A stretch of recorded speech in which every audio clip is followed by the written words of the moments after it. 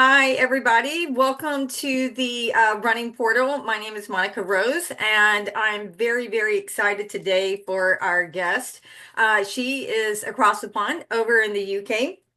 We have Miss Louise Butcher, and I'm sure y'all are probably wondering why in the world am I talking to somebody over the UK? Just hold on for just a second. We're going to have a great journey. And this is just one of the many, many things that I love about the run community because it doesn't matter where you're at, doesn't matter if you're a beginner, experienced. The running community just has a way of pulling everybody together. So grab a cup of coffee and let's dive in. Miss Louise, I am so excited to be able to talk with you today. I love how the algorithms of Facebook pop somebody up and they're like, hey, this is somebody that you should probably know or talk to. And when your profile popped up, one, it was the views. I was like, oh my gosh, where is she running at? Because that's just absolutely gorgeous. And then just the absolute fun that you have in your videos led me over to your story. And so I was like, okay, our audience definitely needs to just kind of slow down for a moment. And then especially with big, with it's February because everybody sets those big goals at the beginning of the year. And then inevitably by the end of February, sometimes March, those goals tend to kind of wane a little bit. And so I thought you were the perfect person to just kind of get people to hold on and realize that when life throws a lemon tree at you, you can still kind of push forward and might have to do it differently, but you can still go forward. So tell us a little bit about yourself and how you got into running. Oh, well, first of all, thanks, Monica, for having me on. And I'm really excited to chat about my story because it's been an eye opener for me as well, because it's kind of led me down a path that I didn't expect. So it was back in 2022 when I was diagnosed with lobular breast cancer. And it was a big shock because I'd suffered with health anxiety for probably most of my life, constantly worrying I was going to get ill, thinking there was something wrong with me. And I started running about 4 or 5 years ago to help with that. It was like it wasn't consistent running, but it was like a little escape from my head. So, as runners know, you go out, you run in the outdoors, and you produce your endorphins. And it was a way of getting away from the stresses of life. And then when I was diagnosed with breast cancer, the running really kept me going throughout surgeries, throughout my treatment. And I was training at the time for the virtual London Marathon, and it kept me going through the cancer and to do that 6 weeks after I had my mastectomy. So running has been a lifesaver in so many ways for me. And yeah, that's kind of where I'm at the moment. I'm just starting to empower so many other people in how amazing running is for you. What is so when you started your cancer treatment, did you work with your doctor to continue running? Was he for you? Because I've kind of discovered that doctors tend to fall in two categories. One are like absolutely, within the parameters where you feel good, and then the others are like no. And so, did you have the support of your doctor to keep going forward during the cancer treatments? I mean, obviously, I'm sure there were, good days and bad days where your body was like, hey, just rest. But did you have that support from them to get out there and continue that? Yeah, I mean, with my surgeries, obviously, I had a single mastectomy first in the June and then another single mastectomy in the August. Um, I had a surgeon. She was a lady. She was lovely, Anna, and she knew I was a runner because I talked about my running, and I was so shocked I'd got cancer because I was so fit and I was running. And she kind of said to me, "Cancer doesn't work like that." um, I didn't really talk about what I was going to be doing with my training or marathons. I also had radiotherapy, not chemotherapy. Now, I think chemotherapy obviously is a totally different story to where I went. Agree. But I know when I was on radiotherapy, it was the week I ran 26.2 miles. And I do remember saying to the nurses, they said, "Oh, you need to rest up at the weekend." And I went, "Oh, I'm running a marathon." And they looked at me quite strange. And I think they thought I was joking. The thing with the radiotherapy is it's very, the symptoms sort of come on after a few weeks.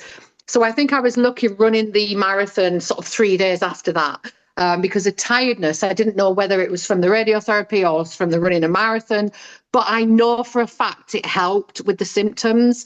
I know the running helped with recovering from surgery because if you think about running, it's pushing nutrients around your body, it's pushing your blood through your veins, and it's sending all those cells that are going to help you recover to the places that they need. And it definitely helped me recover in all my treatment, and not just physically, mentally as well, because it kept me focused, it kept me positive.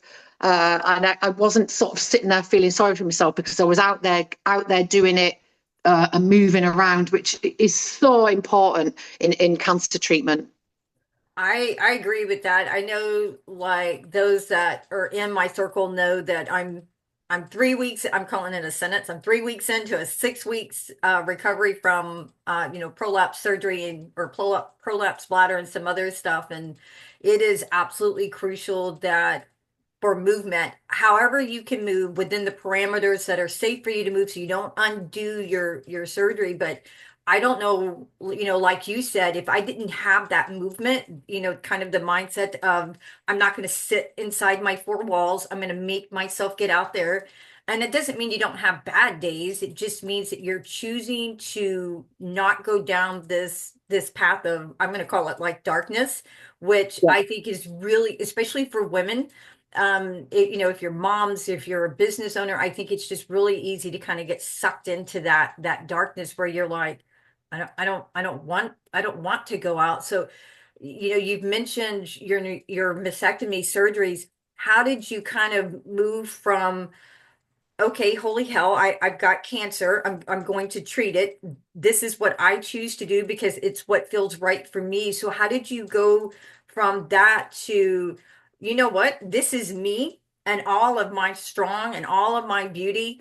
What led you from recovering to that I'm not going to cover it up. My scars are me. They are part of me. They tell my story. How did you kind of morph from running to I'm gonna do this? And how did you get down that path? Because honestly, I don't know that I could be that brave. I could share my story, but I don't know that I could be that strong and that brave. Yeah, it was a process, and it started off with a quite interesting story because after the cancer diagnosis, it sort of tricked me into thinking, okay, I've got to live my life. I hadn't been living my life. I had health anxiety. I was constantly worrying about everything, and the cancer kind of slapped me in the face and went, right, live your life. So everything then was about, I'm going to do this, I'm going to do that, I'm going to do this. And I'd been looking across all the forums, the cancer pages to help, and people had helped and chatted. And there was an article that said we need a lady who's had a double mastectomy for a short film. And I just went, yeah, I'll do it. And I don't know what it was. I was like, yeah, I'll do this. And then the director who was in London got in touch with me, and then the writer got in touch with me. And to cut a long story short, I ended up doing a film, and it was a short film, like 3 minutes, of me standing in front of a mirror, looking at my scars, and really, I mean, seeing them for what they were. And at that time, this was probably around about 5 months after I'd had the surgeries, maybe 4 or 5 months. And at that time, I hadn't fully accepted my body. Um, and I stood in front of the mirror, and there was a crew around me filming, probably about 10, 11 people. And it was something about taking off the top, which came down slowly and then revealed my scars, that sent me into this panic of, oh my God, these people are feeling pity. They're looking at me and they're thinking, oh my God, she's got no boobs. I feel so sorry for her. And I literally had a panic attack on set. And I went out to the back, and the lady writer came up to me and said, I said, you feel sorry for me, don't you? And she said, no, we don't. We're in awe of you for your bravery, for your courage. And there was something about those words that just turned everything around. It turned that negativity into a positivity. And I carried those words, and that's what empowered me to start running topless, because it Wow. wasn't about I was feeling. It was about how I thought society saw me. So even though I could go and have reconstruction surgery, even though I didn't want to because of the invasiveness of it, and I could wear the boobs that you put on and cover it up and go outside and act normal, and nobody would know any different. I would have to go home at night, take them off, and see those scars. And I would never accept that because I was, how can you accept something that you think you need to cover? And as I did a lot of research with a lot of ladies, this was the kind of feeling I got. Mastectomies were shameful. People were hiding them. Reconstruction was, you had to go and get reconstruction or else you weren't fitting into society. And I had another marathon to do and I thought, I really need to do this. And it wasn't like a want, it was like a need. Like, I need to do this for everybody else who's going on this journey. For my child, she was 5 at the time. If this happens to her when she's in her 30s, 40s, this needs to be out there. I think the uncomfortable is where we grow, isn't it? Oh, for And I think sure. people don't want to see. I get a lot of messages now on my social media. We don't need to see this. We don't want to see this. No, you don't. But you need to see this because it's real. It's real. It's reality. Some women don't want to have breasts put back. Choose not to. To be honest, I wouldn't want them now because I've got used to being flat. So yeah, it was really about that whole, this needs doing. And that's kind of where it all stemmed from, that first run nearly 2 years ago now, that I just carried on. Wow. That is, I think that's such an empowering message of getting to a place where you're like, this is my body now. And it can be hard, I think, especially, I keep going back to saying especially for women, but society, I think from early on just has this expectation of what a woman should do and what a woman should look like. And then, like you said, when you're, forced out of that expectation, it can be really jarring and trying to figure out, okay, where do I how am I supposed to fit in society if this is what I'm looking like? And then reaching the place where screw it, this is me and they can accept me for how I'm looking. So I saw on your profile, and I know you're doing a fundraiser, so you have an upcoming marathon. So what is the Yeah. marathon that you're getting ready for? And then what is the work that you do with the Royal Devon's Hospital charity? Yeah. So this year I'm doing 4 half marathons and the full. So I'm doing the Bath half, then I'm doing the London Marathon again, which is in April, and then I'm doing the Great North Run, which is in the northern of the UK, and the Cardiff. So I'm doing this year. I'm doing kind of like a tour, a topless tour of the UK, which is Love is it. is just it just sounds really surreal, but it's become that. And then the work that I do for the Royal Devon's Hospitals charity was because of my story from where I started, is where I had my sort of surgery. And there's a centre there which helps with not just the physical aspect of getting post-cancer, but the sort of the mindfulness of it and really accepting yourself. You get sort of therapies. And I wanted to raise money for that centre because that's really important. It's not just about physically getting over what's happened to you. It's all about the mental side of it. So I really raised money for them as well. And what's amazing is they've really jumped on board. And last year we did a ticketed topless swim where ladies didn't have to have breast cancer, they had boobs, and there was 250 ladies signed up. And we Wow. all went in to see. It was just, it was like we'd let go of all these society norms, and there was 250 ladies with no tops on, no bras, nothing, boobs out, all shapes and sizes. And it was like we'd gone back to we were like 5 again with that freedom. And the electricity in the air was, I've never felt anything like it. It was so free. And there was no men there. Men weren't allowed. It was all ladies photographer, ladies doing all the cakes and the coffees.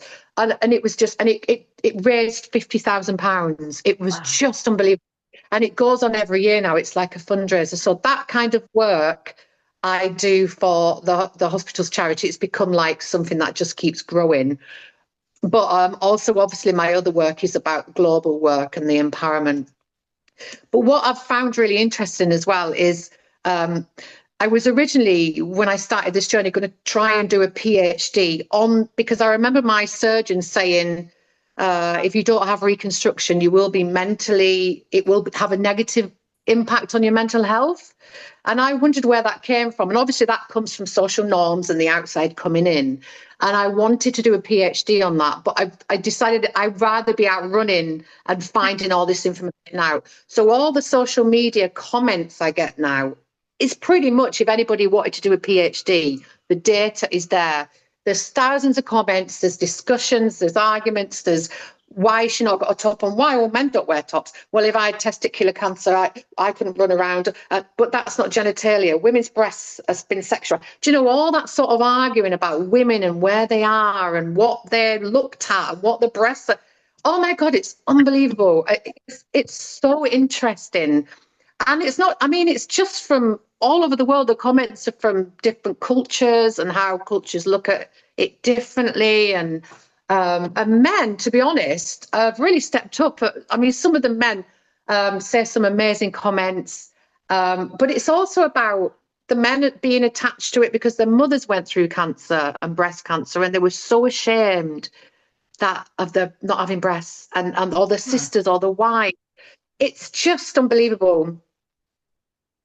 Wow. Yeah, the social comments, I think to like any thread, it is amazing how quick people are to like, type out something and they're not thinking.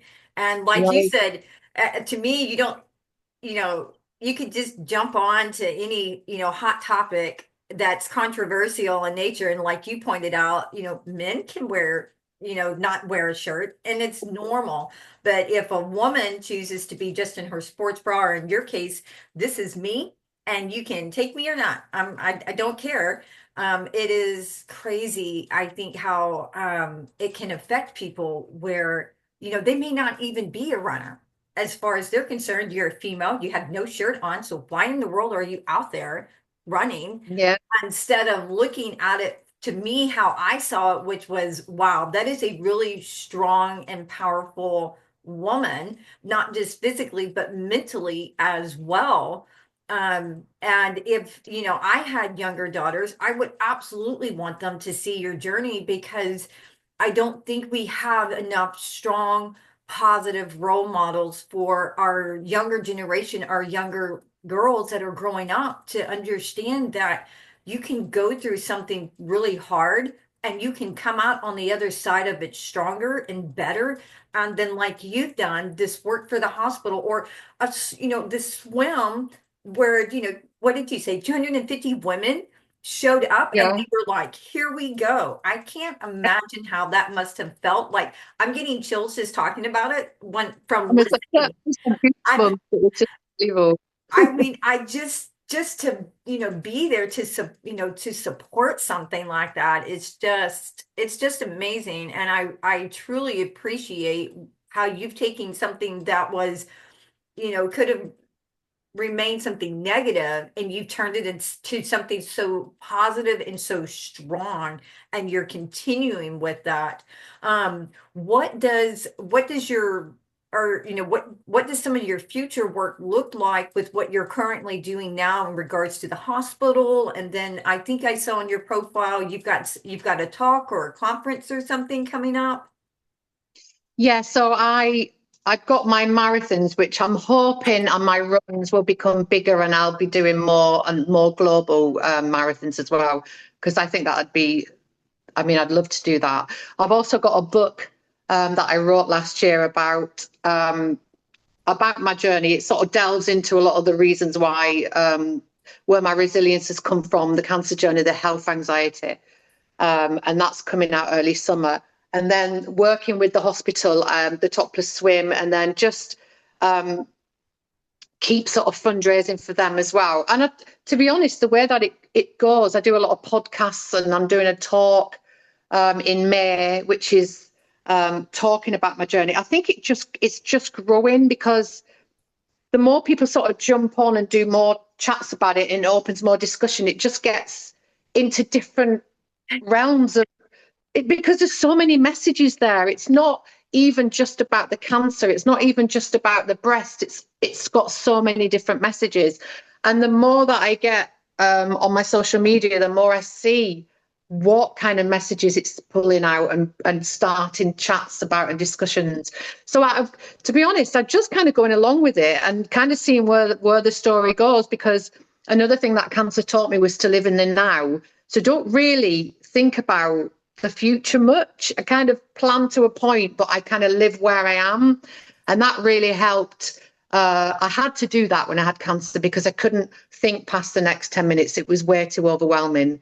So I had, and I've learned how to do that in life now as well. And it's actually made me a less stressed person.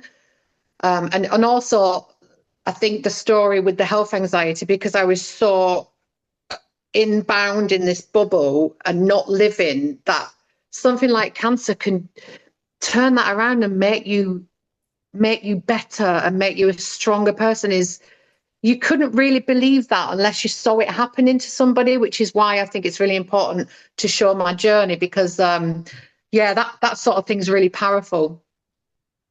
I absolutely agree with that. And definitely make sure, send me the name of that book because I would definitely want to give that book to the name of that book to our listeners.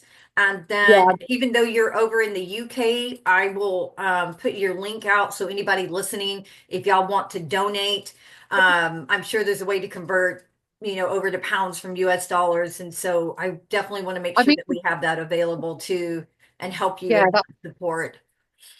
the book will be global anyway, so it'll be on Amazon and it'll be on the internet. It's called Going Topless, Going top. and it's That's easy enough to cool. remember. I said, let's just make it simple. It's published by Pegasus, so yeah, that was something that was really. I mean, I was really proud of that because obviously it's quite a taboo subject, isn't it? You know, the front Yes. cover's got topless.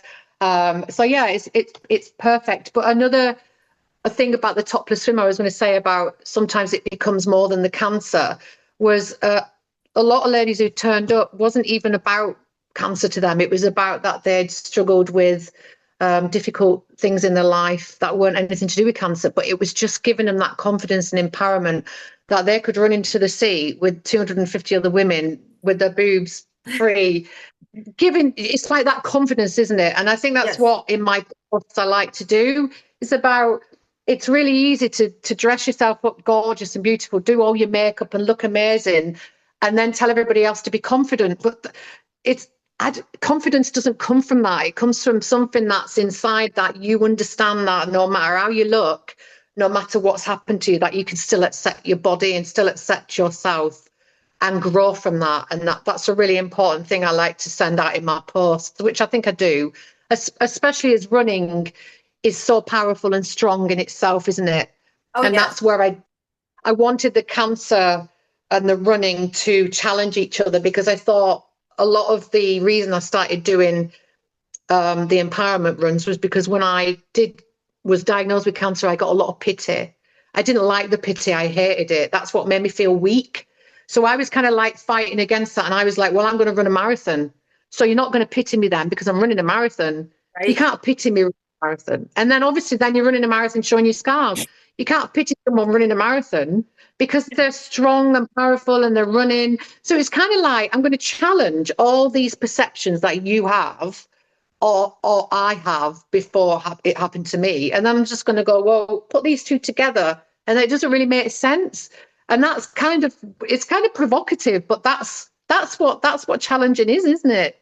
I think so. I would absolutely agree. And I think too, it to me, it encourages somebody.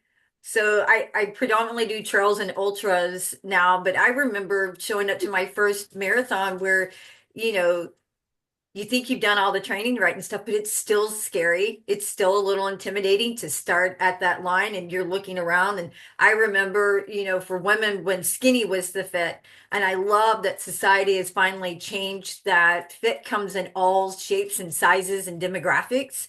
But again, it to me, I draw more inspiration from someone like you, from the Blade Runners that are out there, from, those that are out there with guide runners. To me, I draw more inspiration from y'all than I do from someone who's just like me, because I'm like, man, I literally have no excuse to not show up every day for myself, for my athletes, for my run community, if she's out here or if he's out here doing this with, here I am.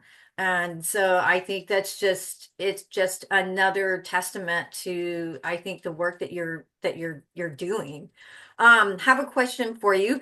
Uh, so it I mean, for someone that, regardless of kind of like what life challenge, and I mentioned at the beginning, the lemon tree of life, what would be something that you would suggest to someone when they're faced, like you said, you were fit, you were healthy, you didn't, you know, it's human nature. We don't think that we're touchable with something like the dreaded C word. But I mean, what would you do if someone's facing this unknown obstacle that life is just like, hey, you're going to deal with this? How would you encourage them to just keep showing up?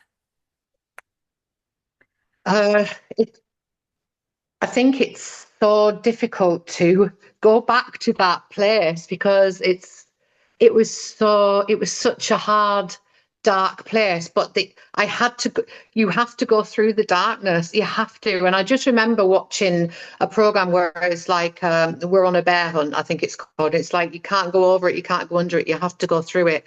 And I just remember every day I couldn't cope. I mean, I was not coping. I used to, when I'd first been diagnosed, it was just, I could not cope with life, my children, my friends had to come and take my children. I didn't want to be near my husband. I was sat in dark rooms. Um, and the only thing that I kept thinking was I just have to get through. There's no easy way. It was like, and then it was literally, I had to live by minute. And I just sat in the moment and I just remember living in the now. I took a lot of strength from people like Eckhart Tolle, who talks about the power of now. I went on forums with ladies who were dealing with what I dealt with and looked at ladies who'd got over it and were looking in the future so I could see there was some hope. It was like looking for hope. You're constantly looking for hope.